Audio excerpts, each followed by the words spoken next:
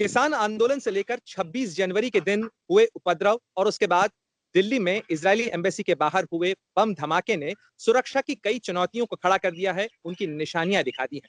भारत के लिए post Covid world में सुरक्षा की चुनौतियां क्या हैं, इस पूरे मामले पर हमारे साथ बातचीत करने के लिए आज एक खास मेहमान हैं, भारत के पूर्व डिप्टी एनएसए और वीआईएफ के डायरेक्टर डॉक्टर अरविंद गुप्ता।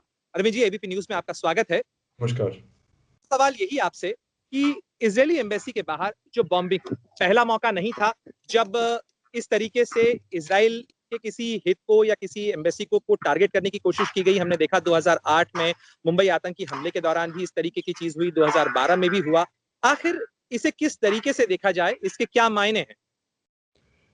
एक तो देखिए, जो इंटरनेशनल टेररिज्म है, जो कि कई दशकों से चला रहा है, वो उसको एक नई पकड़ मिल रही है। ये पोस्ट कोविड वर्ल्ड में उसको एक नई पकड़ मिल रही है। हमने पिछले साल देखा, फ्रांस में भी अटैक हुए और दुनिया की कई जगहों में अटैक हुए। तो अब इजरायली एम्बेसी के सामने जो एक इन्होंने विस्फोट किया, धमाका किया, जो कि लो इंटेंसिटी वाला था, एक बड़ा साफ शब्दों में कहा जाए तो एक मैसेज था इजराइल के लिए भी और भारत के लिए भी।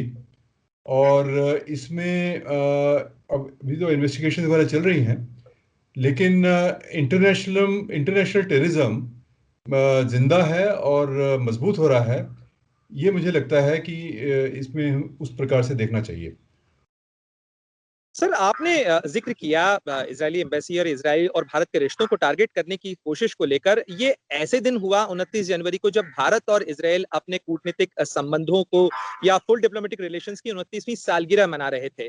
इससे पहले भी हमने देखा है कि जो फरवरी 2012 में बम धमाका हुआ था, एक इजरायली डिप्लोमेट उसके अंदर घायल भी हुए थे, 2 स्टाफर्स जो हैं वो इसके अंदर इंजर्ड हुए थे।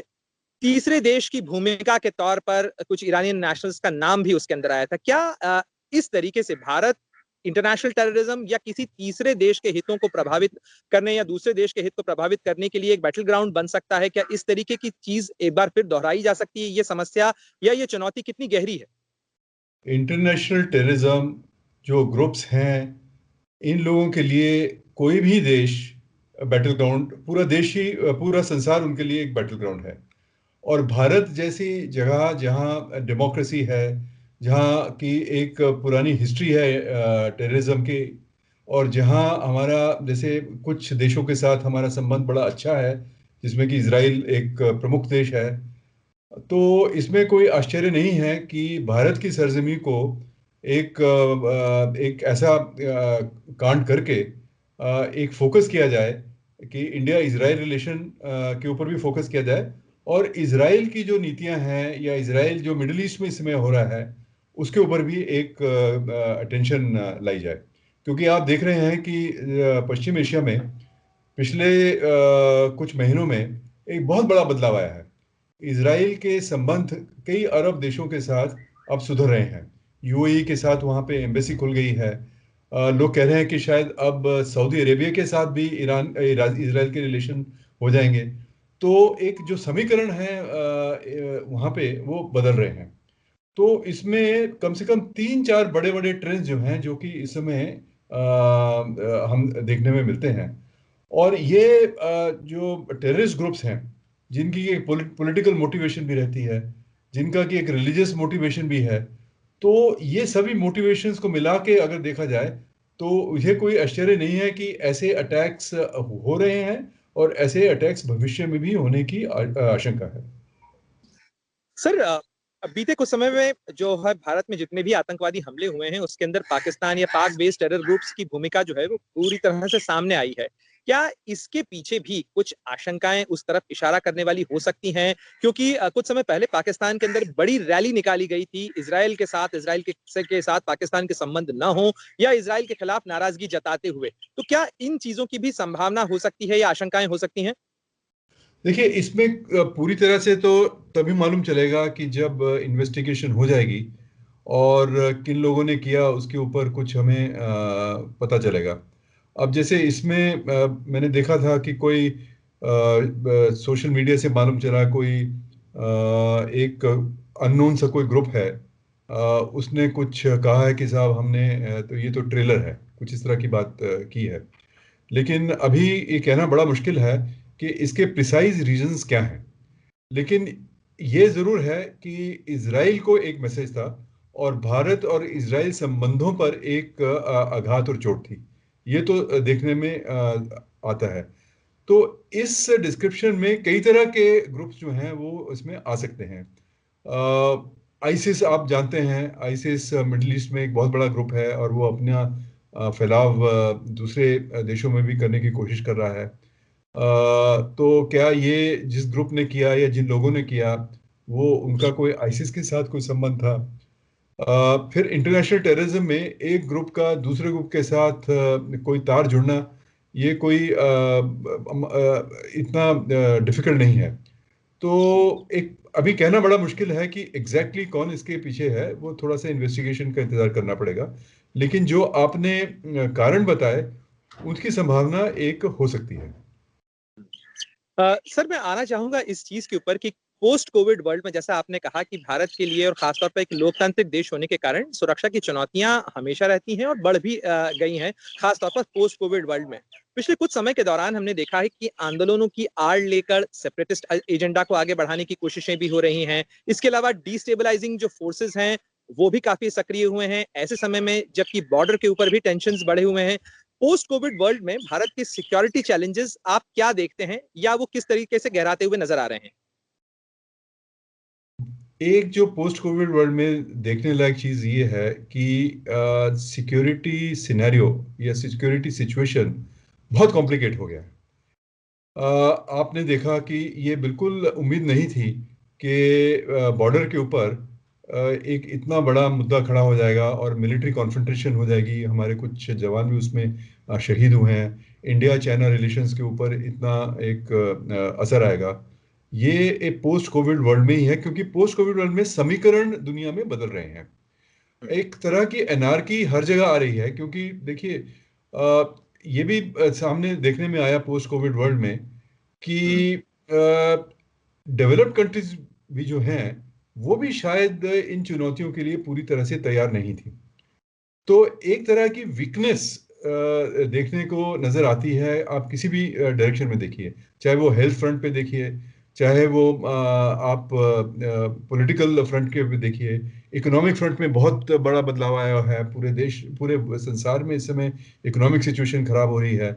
तो इकोनॉमिक सिचुएशन जब खराब होती है, लाखों जॉब्स पूरे संसार में चले गए हैं, तो ये नेचुरल है कि ये जो वीकनेसेस हैं वो सोशियो इकोनॉमिक वीकनेसेस भी बन के सामने नजर आ रही हैं। सो आप प्रोटेस्ट भी देखते हैं।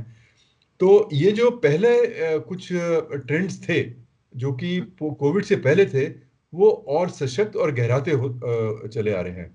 और सभी ये देख रहे हैं कि इस समय जो सरकारें हैं या जो एस्टेब्लिशमेंट्स हैं या उनके तंत्र हैं, वो कितने सशक्त हैं इन चुनौतियों को सामना करने में। तो आप ठीक कह रहे हैं कि ये एक पोस्ट कोविड वर्ल्ड में एक हमें आतंकवाद जो है वो एक नए रूप से उभर के सामने आएगा। और इसमें आप सोशल मीडिया को भी जोड़ दें, साइबर को भी जोड़ दें और बदलते हुए समीकरण को जोड़ दें, तो आप देखेंगे कि भारत के इर्द गिर्द भी एक सिक्योरिटी एनवायरनमेंट में बहुत बड़ा बदलाव आया है और एक बड़ी समस्या बन के सामने आई है। और इस समस्या को निपटने के लिए हमें एक सिनर्जेटिक रूप में अपने जितने भी टूल्स एंड इंस्ट्रूमेंट्स हमारे पास हैं उनको एक समन्वय करते हुए और एक सुलझी समझी स्ट्रेटेजी के अंतर्गत देखना पड़ेगा। तो पहले तो ये है कि समझना क्या है, पहले तो चैलेंज की नेचर क्या है, इसका कैरेक्टरिस्टिक्स क्या है, वो समझा जाए।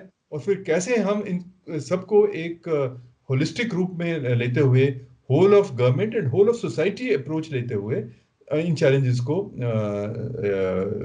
इनकी चुनौतियों को हम यानी चैलेंजेस, चुनौतियां अगर मल्टीफेसेटेड हैं तो रिस्पांस भी जो है वो मल्टी डिसिप्लिनरी होना चाहिए। जी हाँ, बिल्कुल, रिस्पांस मल्टी डिसिप्लिनरी होना चाहिए। लेकिन सबसे पहले एक हमें एक स्ट्रेटेजी भी एक निर्धारित करनी पड़ेगी। मतलब एक एडहॉक ग्रुप का रिस्पांस वो उससे काम नहीं चलेगा, क्योंकि हम्म, ये क्या हो रहा है, जिसको हम हम्म, अपनी मिलिट्री की भाषा में बोलते हैं ग्रे जोन कॉन्फ्लिक्ट्स हैं ये। हम्म, ग्रे जोन में काइनेटिक और नॉन काइनेटिक ये दोनों मिल जाते हैं, और हम्म। ये इतने व्यापक रूप इनका बन जाता है कि इनका एक डिटेक्शन और यानी इनका। अगर काइनेटिक और नॉन काइनेटिक को हम सरल भाषा में समझने की कोशिश करें, तो ऐसे जो कि पुराने चले आ रहे कॉन्फ्लिक्ट हैं, जो कि धीरे धीरे चल रहे थे, वो भी उभर जाते हैं, तेज हो जाते हैं, और नए कॉन्फ्लिक्ट जो हैं वो भी तेजी से उभरने लगते हैं। एक वो, और काइनेटिक का हम्म, अर्थ है कि जिसमें आप जैसे फोर्स का इस्तेमाल करते हैं, हम्म, जैसे कि आपका एक मिलिट्री कॉन्फ्लिक्ट हो गया, या किसी ने विस्फोट करा दिया, कुछ लोग उसमें हम्म, मारे गए, तो ये वो एक काइनेटिक चीज है। नॉन काइनेटिक है जो साइकोलॉजिकल रूप में काम करता है, जो कि आपकी भावनाओं को, जैसे कि भावनाओं को उकसाना, हम्म, उसके ऊपर काम करता है। सोशल मीडिया में जो चलता है वो एक हम्म, नॉन काइनेटिक है, लेकिन नॉन हम्म, काइनेटिक जो है वो काइनेटिक को भी एक बड़ा एक जन्म दे सकता है। सो हम्म, काइनेटिक, नॉन काइनेटिक, अच्छा इसमें जो डिसइंफॉर्मेशन और हम्म, साइकोलॉजिकल वॉरफेयर है, इसका बहुत बड़ा वो है। अब ये जो अभी हुआ इजराइल एम्बेसी के सामने, इसमें दोनों पुट थे। एक हम्म, हल्का सा काइनेटिक भी था, उसमें कोई हम्म, मरा नहीं, लेकिन कोई मर भी सकता था उसमें। हम्म, लेकिन उसमें नॉन काइनेटिक का एक बहुत बड़ा है, कि एक मैसेज इजराइल को गया, एक मैसेज इंडिया को गया, इंटरनेशनल कम्युनिटी को गया, और जो आतंकवादी थे उनको बोस्टर करने की बात हुई। तो और एक साइकोलॉजिकल वॉरफेयर के रूप में उसको आप देख सकते हैं। तो इसमें नॉन हम्म, काइनेटिक का एक बहुत बड़ा एक डायमेंशन है। हम्म। सर, इतने समय तक सुरक्षा के तमाम पेचीदगियों को समझने, जानने और नजदीक से उनके साथ डील करने पे के बाद आपके इस अनुभव के आधार पर अगर आप ये कुछ नुस्खे बताना चाहें कि सोसाइटी के तौर पर अगर आम आदमी जो आपकी इस इंटरव्यू को देख रहा है, उसको किन चीजों के लिए मेंटली तैयार रहना चाहिए इन मल्टी डिसिप्लिनरी चैलेंजेस के मद्देनजर। देखिए, सबसे पहले तो हमें ये सोचना चाहिए कि जो हमारे एडवर्सरीज हैं, और वो सिर्फ स्टेट्स ही नहीं हो सकते, लेकिन नॉन स्टेट एक्टर्स जिसको हम बोलते हैं, वो भी हो सकते हैं। वो आपको लगातार लगातार आपको जैसे बाउंसर्स फेंकते रहेंगे, तो हम्म, आपको जैसे चितेश्वर पुजारा की तरह वो हम्म, एक आपको अड़े रहना है, फर्मली करना है। लेकिन सबसे बड़ी जो बात मुझे लगती है कि वो आपको एक साइकोलॉजिकल रूप में आपकी यूनिटी को, हम्म, उसके ऊपर वो एक बड़ा आघात करते हैं। हम्म, तो आपके जो डिफरेंसेस हैं उसको हम्म, मैग्नीफाई करने की बात करते हैं, आपकी वीकनेसेस हैं, सो उसका वो इस्तेमाल करते हैं। तो इस समय हमें जो यूनिटी बना के, देखिए हम्म, भारत जो है एक डाइवर्स कंट्री है, इसमें कुछ डिफरेंसेस रहेंगे। हम्म, हमारी एक अपनी समस्याएं हैं, एक बहुत बड़ा देश है 1.3 बिलियन का। तो हम्म, उन समस्याओं को एक विकराल रूप देके वो एक प्रस्तुत करना चाहते हैं।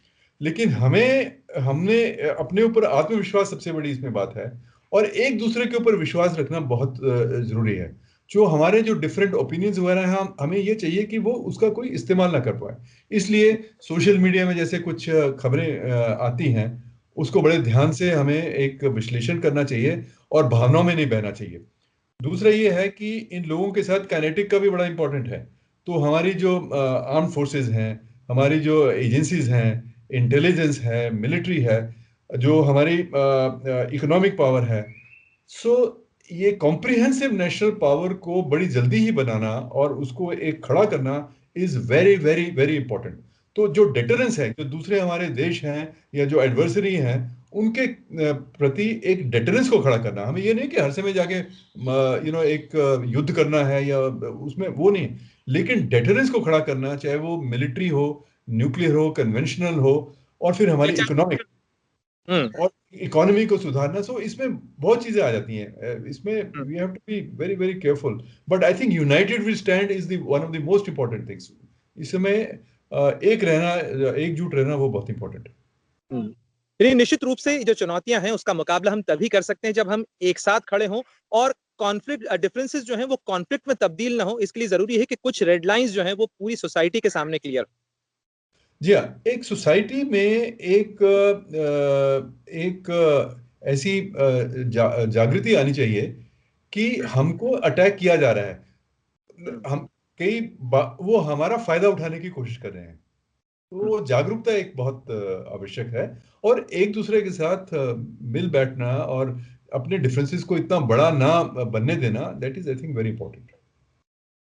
हमसे बातचीत करने के लिए बहुत-बहुत शुक्रिया अरविंद जी। आपने बहुत सारे एस्पेक्ट्स को क्लियर किया। आपने बहुत आसान शब्दों में ये समझाया कि किस तरीके की चुनौतियों के लिए भारत के समाज को पोस्ट कोविड वर्ल्ड में तैयार रहना चाहिए और जो छोटी-छोटी घटनाएँ जो हमें आस-पास नज़र आती हैं, ये दरअसल किस तरीके की चुनौतियों को रूप गढ़ सकती हैं। एबीपी न्यूज़ से बात करने के लिए सर बहुत-बहुत शुक्रिया। धन्यवाद। धन्यवाद, धन्यवाद।